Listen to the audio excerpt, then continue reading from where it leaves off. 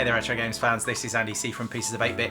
So today we're going to be doing something we've done a little bit before, but I'm just going to go through it again. I've learned so much in these last 12 months since doing this YouTube video, and doing the how-tos also helps me to learn, and then I can impart that wonderful knowledge to your wonderful selves. So today we're going to be talking about how we can get our old consoles hooked up to our modern televisions. So when I first kind of got into this console thing, this retro console thing, I already owned things like a PlayStation 2, and I did initially wonder how the heck I was going to get it set up with our new television. Now I've got some older TVs knocking around the house, so I still had the ability to plug into some flat screen TVs with SCART, or some had composite, some had component, and so it was quite fortunate. But obviously as time goes on and we replace our equipment, it is getting increasingly difficult to connect consoles to televisions. They no longer support those formats, the SCARTs, the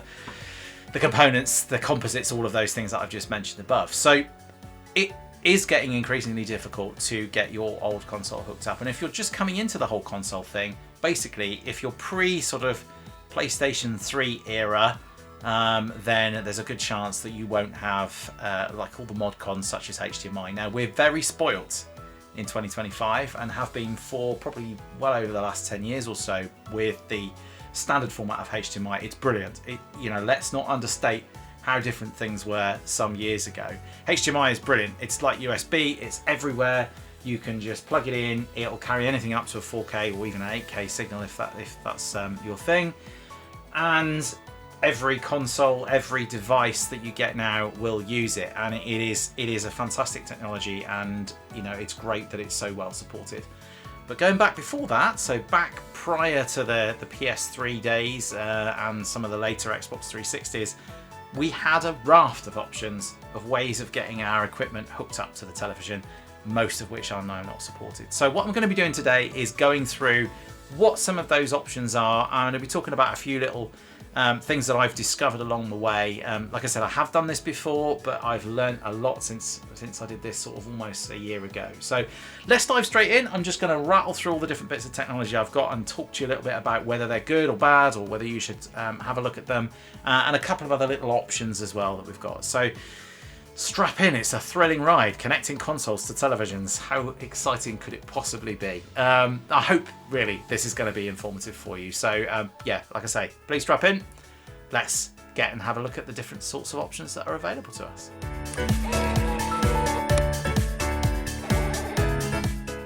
All right then, so let's have a look at some of the different technologies that we've got available for getting our TV hooked up to our old console.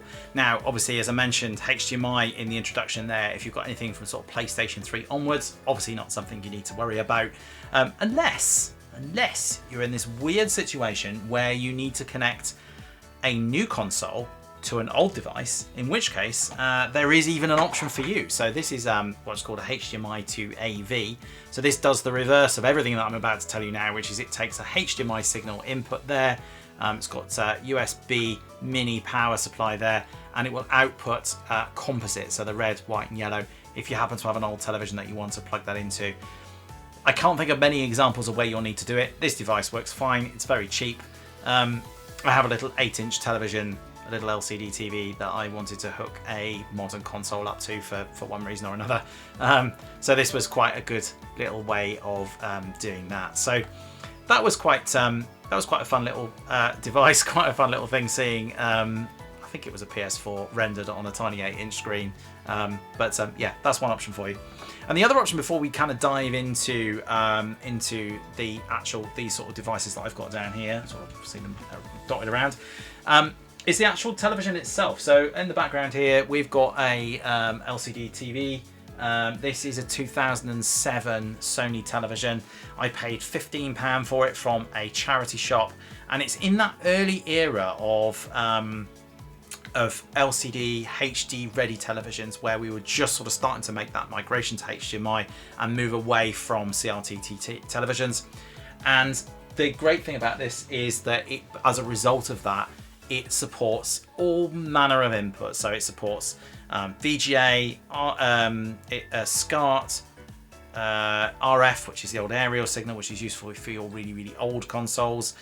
It supports composite, component, SCART, if I didn't say that already, and obviously HDMI as well. So you've got pretty much anything will plug into this television, which looks like it has just gone to sleep. Yes, so that's a good bet. If you've got the space for it, you could go and pick up an old CRT TV, but the problem with that is that for those of you who don't know, those are basically the old televisions, the old really heavy, bulky televisions with the tubes in them. Those TVs, they're great. You'll get the most authentic experience on an old console, but they are getting increasingly hard to fix. They don't make the tubes for them anymore.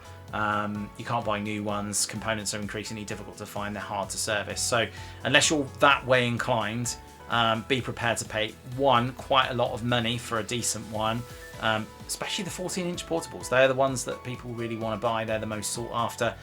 It's crazy because 10 years ago, people were just thrown into skips at the tip. So yeah, it's a real shame now because some of them are worth sort of hundreds of pounds, some of the really good ones. But bear in mind that yeah, they're increasingly difficult to fix. So this could be a really good cheap option. You'll get a really good sort of signal with that, and that will give you most of what you need. And there's TVs that go back even sort of just 10 years, which will still have quite a lot of the inputs that we'd expect to see. So that's your options before you start thinking about it. But for those of you who are watching this video, I suspect that most of you are probably interested in how to get your old console, your old Mega Drive or your old GameCube or your old Super Nintendo. How do I get that hooked up to my big 65-inch television so I can play Super Nintendo Mario Kart, or I can play Sonic on the Master System? There is, of course, an answer for that, and it's called analog to digital conversion. So basically, the long and short of it is HDMI, which is this wonder technology I spoke about before, is a digital signal, and most televisions accept a digital signal. Most TV signals are digital now. Your Freeview or your satellite or whatever, your cable, it's all digital nowadays, a lot of streaming. So TVs are typically naturally digital in nature, and so to get an AV signal, an original analog signal into a television, we're going to need a converter. Conversion from analog to digital is notoriously troublesome. It can give different results, and depending on how much you pay and the technology that you buy, you will get a different kind of output. And also the actual output that your console has will also be really important to bear in mind. So however your console, different consoles have different technologies for outputting signals or video signals. That's the wonder of HDMI. Everything's just HDMI now. Back then, you had all manner of different things, all those things I just listed that are in the back of this TV behind me. So let's dive in at the very bottom, and I'll go through all the devices that I've tried, and I'll talk to you about their sort of advantages and whether it's worth considering. So we're going to start with the very basic one here. This is the Mini AV to HDMI. You'll see these around on Amazon. They're very cheap, sub £10, so $15, something like that. The most you'll expect to pay for something like this will probably be, £20. It is composite, which is basically the red, yellow and white, which is very, very common. You'll see that a lot. And then a HDMI output.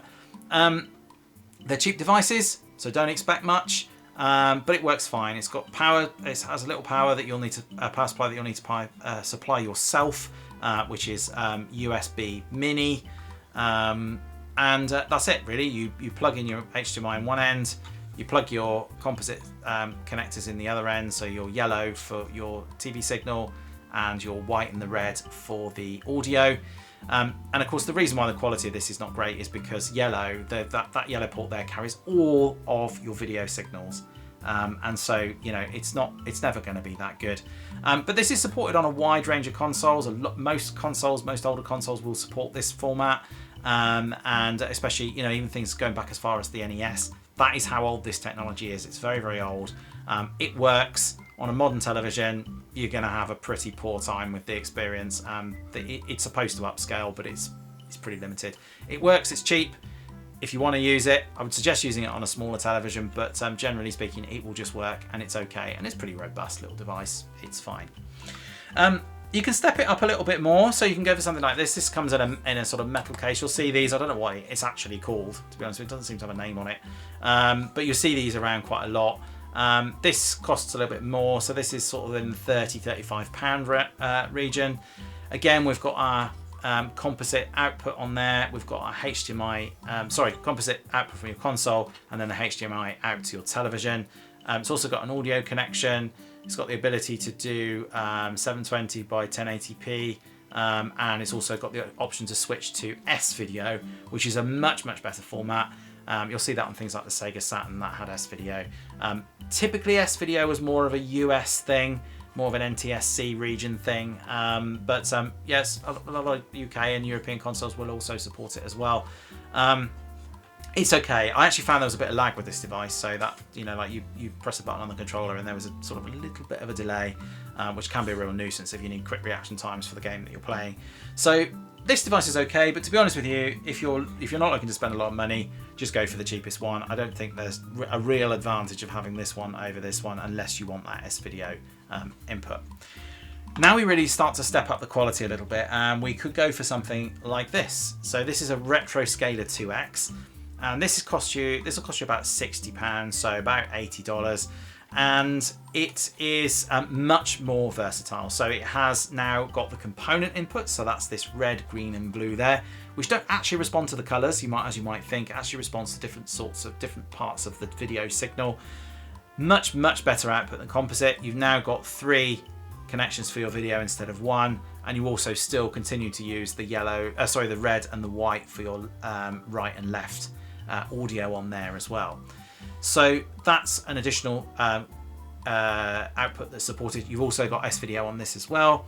This device will also do a little bit of smoothing for you. It's got different smoothing modes to help sort of improve that authenticity when you plug it into your television. Powered by USB micro, and obviously your HDMI output.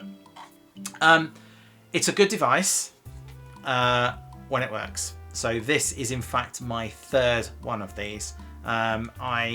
They seem to just keep getting fried. Now the advice is plug everything in when it's all switched off, then power on your console and your television, and then power on this. Whether that order makes a difference or not, I'm not sure, but basically if the console's on, don't be plugging in wires that are carrying signals, because that might fry the delicate components inside. I've done all that. I've been incredibly careful with it. It doesn't seem to matter. Maybe it's the TV sending the ARC signal back, which is the little sort of control signal that modern televisions have for controlling sort of other devices like soundbars. They can send signals back. Maybe that's causing a problem. I don't know. I might, maybe if I can get one of these working again, I've got a little what's called an HDMI killer or an HDMI CEC suppressor, which is basically a little device that plugs into HDMI that removes any of those sort of signals coming the other way. And I use that for my Evercade actually, which was causing a bit of problem with the television. Yeah, I don't know what the reason is. Needless to say, after 3, I've decided that I'm not having any more of them. So I've given up on that one. But if you can get this working and you can get a reliable one, you may have one already. The actual functionality of the device is really good. So I like these. That's why I bought 3 of them, in the hope that maybe I was just unlucky. But after 3, I'm just like, the 3rd one stopped working. I'm like, yeah, I'm obviously not unlucky. There's obviously either something wrong with my setup, or they're just not that reliable for long-term use. So that is the Retroscaler 2X. It's based on something called a RetroTink 5. I think it's the 5, which is a much more expensive device, not something I own. And frankly, to be honest with you, when I talk about the last device on here, I don't think it's something that you need to spend that much money on. Apparently it's a very good device. I do, however, have this, which is also a RetroTink device, and this is called a Rad 2X, a RetroTink Rad 2X. And these devices are brilliant. I love these, and this is a really great option for specific consoles. They'll cost you about £50, and they come with a little smoothing button up there to just sort of smooth the graphics out a little bit. And the idea is that you've got this end plugs in your console, and then you've got mini HDMI that plugs in here, which goes to your television. You can get little mini HDMI to HDMI adapters. I've just bought a lead. They cost a few pounds. You can buy a lead for that as well. This one works with Nintendo consoles, so this will work on the SNES, the N64 and the GameCube, and you just plug it in. The device works out what the best signal to run up to the television is going to be from the console, what it basically is most optimum output will be. There's a little LED in here that lights up to tell you which sort of signal it is, and that's what it sends to the television. Now, the reason I really like these is because they're so simple. You plug it in one end, you plug your HDMI in the other end, away you go, and that's it. Really, really simple, but obviously this is only limited for those Nintendo devices. I can't use this on anything else. I also own one for Sony devices. So this is the one for, this will work on a Sony PlayStation 1, 2 and 3. Why you would want to use this on a PS3, I do not know, because you've got HDMI out. So you take a component signal, convert it to HDMI and send it to HDMI when you could just send it to HDMI to the TV. Weird, but it works anyway. I assume it's just a backward compatibility thing with that component output, that output on the PlayStation, that AV output on the PlayStation 3 for older televisions. It comes with a smoothing button as well, and the only real difference with the Sony one is that you also need to power it with micro USB, but you can plug that into your TV USB and that will work absolutely fine. So I really like these devices, and I think if you've got an old PS2 and you're like, I want to hook my PS2 up, and you haven't really got any other old consoles, or I've got an old GameCube, or I've got an old SNES, you know, you've got one or two devices that you want to hook up and play again, I would definitely recommend getting one of those Rad2X RetroTinks. You can find them on the web if you do a search for them. Retro Game Cables, I think it is in the UK, sell them, but you can't get them for everything. So I haven't seen an Xbox one, for instance, which would be great if there was, you know. But again, with the Xbox, they had different outputs. So you buy the original Xbox, that output on that great big connector. The Xbox 360, if you bought a newer one, in fact, you could just buy a newer 360 if you're interested in buying a 360 that actually had HDMI, where the older ones didn't. So. Really, really like the Rad2X. That would be my go-to if I was looking for a connection for a specific console. If you want a bit of more of an all-rounder, you could go for this, which is called the OSSC, which is the Open Source Scan Converter. There are two versions of this. There's this one and there's the Pro one, which will do a lot more. For most of you, and me included, the standard OSSC is going to be the device for you. The reason it's called open source is basically the specifications for this device are open source. So it means that somebody can come along, they can take those specifications and they can build a device themselves. You could do it yourself if you're that way inclined, and then obviously sell it. And that's exactly what I've done. I've bought one from Amazon. They will all look a little bit different because different people make them, but they will all follow the same standard. I would definitely check the reviews before you pick it up. You're going to be looking to spend between 100 and 150. If it's too cheap, it might not be legit, so be wary of that. Yeah. So far, this seems like a pretty robust device. And compared to the Retroscaler, it's even more versatile. So we've got more connections on here. So we've got VGA, we've got SCART as well, which is also quite rare to find on these sort of analog to digital conversions. We've got our component, we've got composite, and then obviously we've got a HDMI out. It also comes with, or a lot of them do, I don't know if they all do, but it also comes with this very colourful remote control, which gives you lots of flexibility around how you're setting it up. Scan lines, all sorts of things on there for setting up, and it's very easy to use. You also get like a little menu on the front screen here, so you can see what settings that lights up, and it comes with its own power supply as well, so you haven't got to find a USB one, you just need to find a power supply for it. Well, you get a power supply that comes with it typically. This particular one came nicely boxed with a nice manual and everything in. I paid about £120 for it. So I think all in all, you know, when you're getting these that are getting fried and the results are not as good, and this has really good results. It was great for the Xbox gaming that I did. Well, I did have a weird occasional frame dropout, which was odd, which apparently only happens with Xbox, and I looked it up online, don't know why. Yeah, OSSC would definitely be my suggestion if you want to go for an all-rounder, or if you can't get one of the Rad2Xs for one of your consoles, go for this. This will pretty much support everything that you want. So that's the OSSC. So there you go. That is, I think that's everything. Yeah, I think I've covered it all there. Any other thing of note that is also quite interesting to pick up is this little device here. So this is a video capture card, and this is quite useful because this is not only useful for getting HDMI signals into your computer, but also you can hook this up to your iPad. And there is a little app on there that you can get, which will allow you to. It basically turns your iPad into a TV, and you basically plug your video capture card in here, plug your HDMI in the end of that, and that will actually give you a little signal. So I've actually quite often plugged some of the Reimagine consoles, like the little Amiga 500 Reimagine console. I actually had that hooked up to my iPad and played on there as well. So I'll pop a link to the description for that particular app. because I can't remember the name of it right now off the top of my head. I'll pop a link in the description for you to have a look at.